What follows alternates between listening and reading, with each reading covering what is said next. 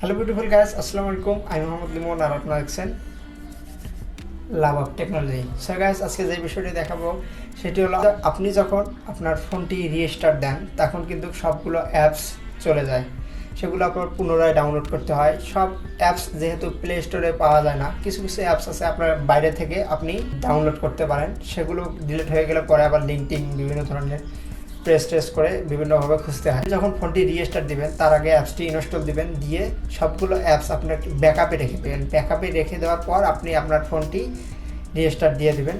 So guys, তো চলুন স্ক্রিনে গিয়ে দেখি কীভাবে আপনি অ্যাপস ব্যাকআপে রাখতে পারেন। So let's get start.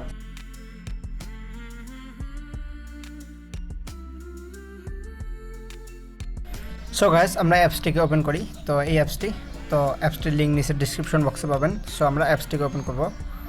Open করে এখানে যেই অ্যাপসগুলো আপনার প্রয়োজনীয় লাগবেই সেই অ্যাপসগুলো আপনি আপনার এইচডি কার্ড হোক বা ইন্টারনাল মানে আপনার ফোন মেমোরি বা এইচডি কার্ডে আপনি রাখতে পারেন খুব সহজে। আমি ফোন মেমোরিতে রাখবো, দেন আমি কপি করে এইচডি কার্ডে পরে নিয়ে আমি ফোনটি রিস্টার্ট দেবো। সবগুলো আপনার যদি অ্যাপস লাগে তো আপনি এখানে টিক মার্ক দিয়ে দেবেন। এই দেখতে পাচ্ছেন যে সবগুলো কিন্তু টিক হয়েছে। তো তাড়াতাড়ির জন্য আমরা জাস্ট এটি এবং এটি নিয়ে দেখাচ্ছি।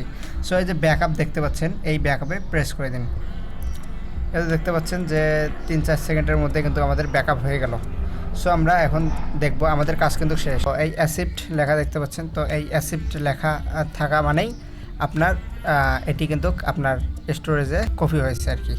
এখানে অল সিলেক্ট করে সবগুলো করতে পারেন, এমনকি সিলেক্ট করে কিছু করতে পারেন।